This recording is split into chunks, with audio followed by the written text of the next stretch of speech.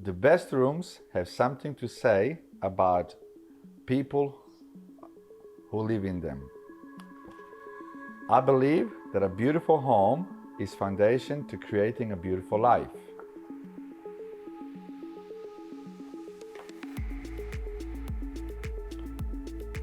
Got goosebumps. In memory of my son, Jesse, and my brother, Chris, you found the light in me I could not find.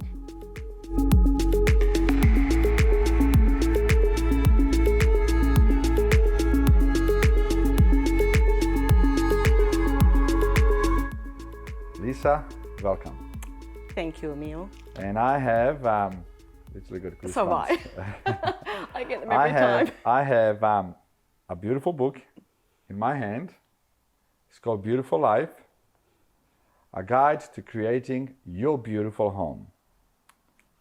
Lisa, I don't want to call you interior designer because I think you're more than that. You're beautiful. You're a beautiful woman. You're a beautiful individual. So good to have you here. I know your story now that not many people know already. Your journey has been interesting. Mm-hmm. And I always say entire life journey is what really shapes us to who we are today. Mm-hmm. And I'm glad that I'm talking to you today, not 25 years ago, because I feel like there's so much more I'm getting out of Lisa today. We haven't had too many interior designers, and having interior designer that has published her own book, having an interior designer that has done work on my very good friend's home that I'm sitting in right now, and having a strong woman that survived, that's a survivor really throughout her journey. So welcome, Lisa. This is really exciting for me. There's so much I want to ask you, but I'll dive straight into it. What got you to do interior design? I had done a number of careers before. I had been in retail, very successfully in retail, skincare, day spas, which was a fantastic career. But Yes. a change in life, I separated from my first husband, sort of put me back to where do I go now? Yes. And I had another child. I'd already had 3 children, but I had another child. And I was like, I moved a lot with my second husband. Yes. And I was like, I need a career I can take with me because I really Yes. couldn't do what I wanted to do or what I was doing. And I'd always loved interiors. I always loved the beautiful things in life. I just remember back to being a child and, loving the decoration element of, your room getting redone and things like Yes. that. And I thought, I want to do this. So I studied, and actually defence, my husband's in the military, they actually sponsored me to study. And so I went back and did a career while my young daughter, while she was young. And Yes. so that led me to doing then a bachelor in interior design. Right. And here I am. So when people say you should always do what you're really passionate Mm-hmm. about doing, and I feel like that a lot of us in an early stage of our life, we kind of get lost into doing things that our heart is not into it. Yeah. So, but saying that, I also think sometimes it is important that we venture out and see what else is out there, because then when we do come back to what our passion is, we're really there, and that's where we want to stay. Yeah. Would you agree? Yes, I would 100% agree. I have done a lot of things before, but everything has taught me different aspects about growing as a person, being, an individual, whether it's in business or personally. Yes. And you learn the things you like and you don't like. For me, as an interior designer, it's probably given me broad scope. I did do real estate for a while. Yes. I did property styling for a while. Yes. So all the beautiful things in life, skincare, day spas.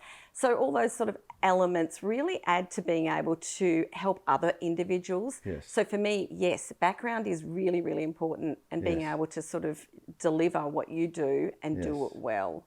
And I can see that passion in you as well. I think you're passionate about life, not just interior design as well. When it comes to any home, I always say, that's where, our peace is. And how many people do you see change once they change their interior design, full stop. Because imagine if this room is completely black, if there's no windows. You open it up, redecorate it, redesign it, and you feel like, oh my God, I find my peace here. Yeah, yeah. I think that's one of the things I have really learnt over the last nearly 20 years is that really happiness does come from within. Yes. But your surroundings do have a lot to play with, in shaping that. So it may not be the most beautiful home. We're not all going to have a $20 million home like you. But it doesn't mean that you can't find peace and happiness in the home you're in. It's learning how to really respect that, appreciate that. But when we design homes for people, we're really saying, you know what, did you know this was possible? This could make your whole life flow better. And, that all adds to it as well. So that's for people who obviously have got to that point where they can afford to do something to transform their home. But sometimes you don't have to spend too much money to change things within, inside your home as well. One thing that I've seen through my real estate companies, a lot of people would be living in a house for 15 years. And the day that they decide to sell it, the last 4 weeks, they would turn everything upside down. And they would say, oh my God, we don't want to sell it. It's so beautiful. Why haven't we done this 20 years ago? So how important is for any individual? Because not everybody has your talent. Not everybody's as creative as you are in your field. That's why I guess, people like myself are using your services. How important is for anybody that is buying a home or that wants to build it or that wants to renovate it to actually say, hold on, let me just call an expert that can potentially make things better. Really important, because we do know what we're talking about, and it's getting to the bottom. The why is really important, but you also want to make sure that, that what you're designing is going to be for longer term marketable, but it's also going to enhance your lives. You don't know what you don't know. Yes. That's the thing, I think. If you're not an interior designer, listen, I go to a stylist for clothing because I'm like, I don't know, I just want to walk to the wardrobe and take out what what suits me, what I can wear. So you go to a specialist. We're not going to try and sell our home ourselves. But I think you did touch on something important, is that, fix it up for you. And think about the long term. Don't just wait till you're going to sell and go, oh, it's so beautiful. Yes, correct, exactly. Like I do get a lot of people later in their lives, their kids have finished, maybe their schooling or getting close to that, and they're like, well, look, we want to make that. They've got the money then. And it's like, well, we're thinking we might sell, but we really think, well, let's make it good for us and let's make it, let's enjoy the few years in it before we sell it. And I think that's a really important thing. What would you say, over last probably 15 years, social media has changed a lot. 20 years ago, 25 years ago, it doesn't matter what you were doing, you couldn't get it out there to millions of people unless you were on TV or newspaper or magazines or books. But today, there's so much out there, and I feel like everybody wants to be interior designer because there's so many beautiful things on Instagram. If somebody follows you or any other interior designer or great developers, great builders, there's so much amazing stuff out there. What is one advice you think you can give to somebody who wants to get into interior design tomorrow? Education is important. So it's not just, okay, I got an idea of what I'm doing. It's education is still important for them to get a picture. Yeah, it is important because there's actually foundational elements to interior design. You can have a great eye, and there is plenty of people out there that can style a place, can do things as far as update your kitchen and do things like that. You see it on TV, you see it on the block, and that is why everybody thinks they can be a designer. But I think you really need to look at where you want to go. It's a hard career. It's not an easy career. It's made to look beautiful, and when everything is finished. When everything is finished. But I think one of the things that makes you truly valuable as an interior designer is understanding people's lives, their whys, why are they renovating, what do they want to achieve out of it. It is really important to think about the lifestyle they want to achieve and know that. And you can't just go put a social post up and say, oh, here you go, I've made these pretty spaces. And there's also a lot of people who maybe don't have the expertise who put images up online and go, I've done this room or I've done this. They don't tell you the full story.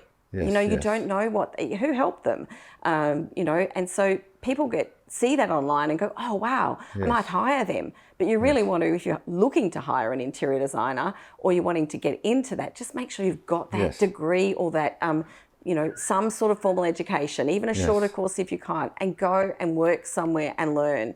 Yes. Because learning, you can never stop learning. And I think you can learn, I learn it every day on site. You know, I Yes. learn something new, and you don't assume. You have to be open-minded constantly because times are changing. I mean, specifically when it comes to architecture, what was, you know, really amazing 20 years ago could be dated 20 years later. So you got to keep moving ahead with time. That was going to be my next question as well, is how does any builder, developer, or mom and dad, or anybody really who wants to build a house, developments, how do we choose interior designer? How do we choose the right one? I think you've got to interview some. Yes. And I think you've got to have a connection. Yes. You've really, because, you know, the way that I am may not be the way that somebody else needs to be guided in the process. You know, it may be, I mean, I know that I'm very outgoing and you know, I can make decisions like that on the go. Not everybody can. You know, it takes, and you've got to really be able to read people, I think. And you've got to have a connection. There's no good me turning up and being like this, and I've got somebody who's really meek and doesn't really need that type of person. So I think you've got to interview people, look at their other work, ask for referrals if you're really worried, and make sure that you're getting what because it's a big decision. You know, that's one thing when I was talking to you before about my own home. What's important to me is if I'm going to work with yourself, or it doesn't matter what contractor on my home, I always say it's very important you feel my home. You know, so don't treat it like a job because I might be living here for the rest of my life. You might. You know, and I might, exactly. So it is important. That's one thing that I can suggest to anybody when they're picking a designer or deciding which designer they're going to choose. I always say it's very crucial that, you know, bring the designer to your home, let them feel what your vision is, what you're dreaming about, and if the alignment is there, then, you know, that's to me, even when I was picking designer architects for my house as well, I didn't go for biggest names or smallest name. I just wanted to feel somebody who can understand my vision, my why I want to do it, and if they can see themselves in it, okay, you're my person to do it, full stop. What is the best thing about being interior designer? My job is never the same. Every day is different. And do you know what? The joy I see on people's faces. Especially when it's finished. Well, look, you build relationships. My client here, you know, I've just been able to call him up and say, can I please do this here? You know, I have that relationship. We've gone on to do other things. I know that, you know, I build great relationships with people that are ongoing. And, you know, they actually, for me, add to your concept, I guess, of creating a beautiful life, you know, and I think for me, it really is, I want to transform, I want to enrich people's lives. I don't want to just design spaces. You know, my team, I have a small studio and my team, we work very, very much on the basis that we are a team. You know, it's about quality of life. It's not just like get these houses done. It's like, how do we want these people to feel there? How do we want to improve their lives? How can I improve my team's life? You know, everybody, it's got to be, for me, it's, you know, I've been through enough to be able to now know that it really is, you know, I think as you say, the clock is ticking. You know, you've got to make your life meaningful. What's the most challenging part of being interior designer? Oh, when things go wrong. I know, understanding construction very well, things do go wrong all the time. All the time. And, you know, you don't know what's behind the walls you're moving. You don't know whether you're going to get knocked back at council. You don't know whether it is challenging. Do you know what my measure is now? Is it worse than losing your son? Nope. Okay. Get over it. Get over it. Get over it. Move on. Exactly. You know, it really is. That is my measure now. And yes, people can get angry. Although I don't really find that. I really find, for me, I attract the right people into my business and my life now. And, you know, for me, it is really about getting that relationship, connection, and being able to, you know, just live your best life. What does one life mean to you? Oh my goodness. Okay, so you know, my son actually took me into, when he came to live with me, and you know, it was after 14 years not seeing him, so I actually hadn't seen him for a long time. He says, "Mum, we got to go to Pacific Fair. There's a shop I want to see." And I'm like, "Oh, okay. What are you? Culture Kings?" And okay, so off we go. And so that was my first introduction to Culture Kings and that whole thing. Yes, and I was yes. like, wow. And then I just happened to find it on social media, One Life Club, and I was like, oh my goodness, like-minded people. Yes. Everybody on there has a passion, an expertise, a story. The story is so important. You know, everybody has that. And I think One Life Club is really bringing that together, and it's teaching people. And I don't, look, honestly, age is just a number. And I think you can never stop learning. No. And, you know, I think you touched on that the other night, just about the fact that you've really got to, the clock is ticking, and you've got to really harness what you want to do. And I think One Life Club is giving younger people particularly that opportunity to be able to learn. And Simon said, you know, it is really, really important to, you know, give back. Yes. And for me in my business, you know, it was about, growing the biggest business, but it's not so much about that now. It is about enriching lives. You know, I want to design spaces that enrich lives.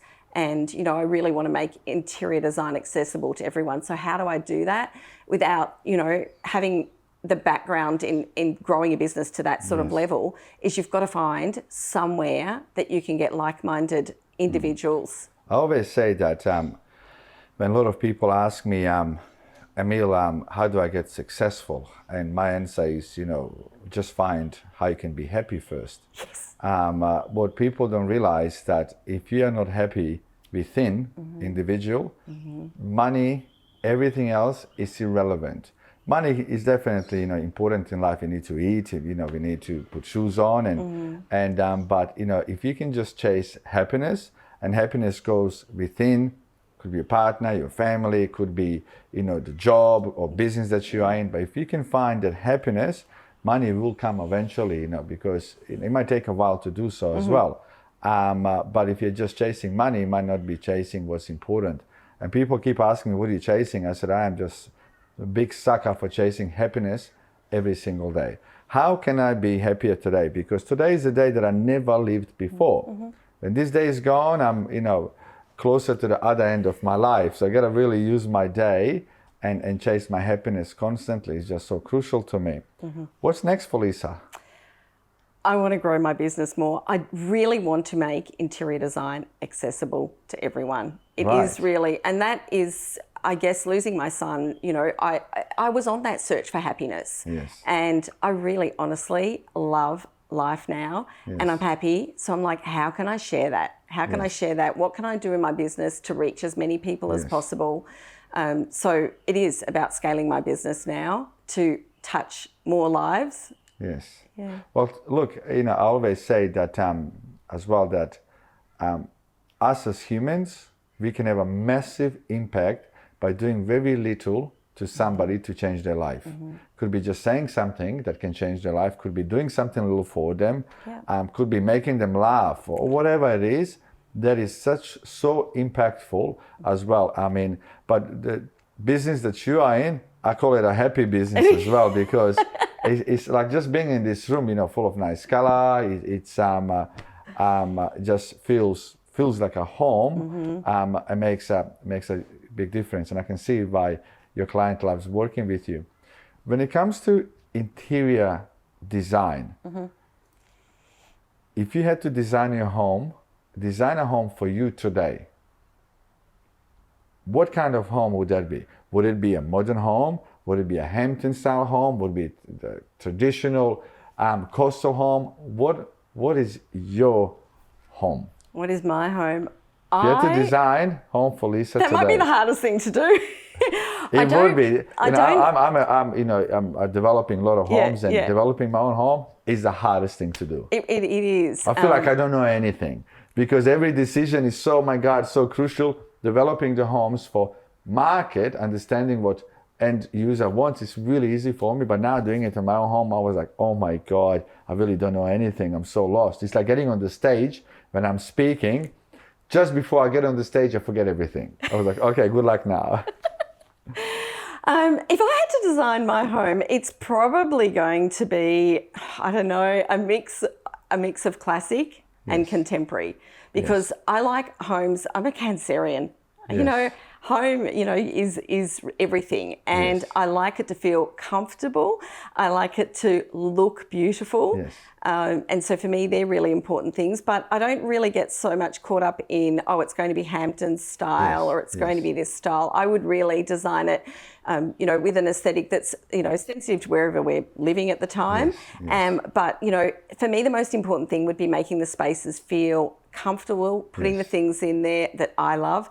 I think everybody has things that they've carted around for 20 years or whatever, and that make them feel happy. And I think, you know, so long as I have the things around me that make me happy, I would be happy anyway living. I look forward to working with you. So I'm stealing you as an interior designer as well, not just for your time today. But I really look forward to listening to class after this, because we're going to go more in depth to really understand everything that you are doing. How do people get this book? On my website, bellaveinteriors.com. There's a link here, and I do have a feeling I'm also going to steal a physical copy as well from you today. Can I have the photo out of it? No, I'm just joking, and but I actually look forward to reading it as well, and I think we're going to do a lot more of this with you as well, because there's so much audience can actually get. And thank you for today. I appreciate it. Thank you. It's been very light and bright conversation with you. One thing that I'm so constantly searching for people that have so much light in them, because they brighten my day, and I think you're one of them. Thank you.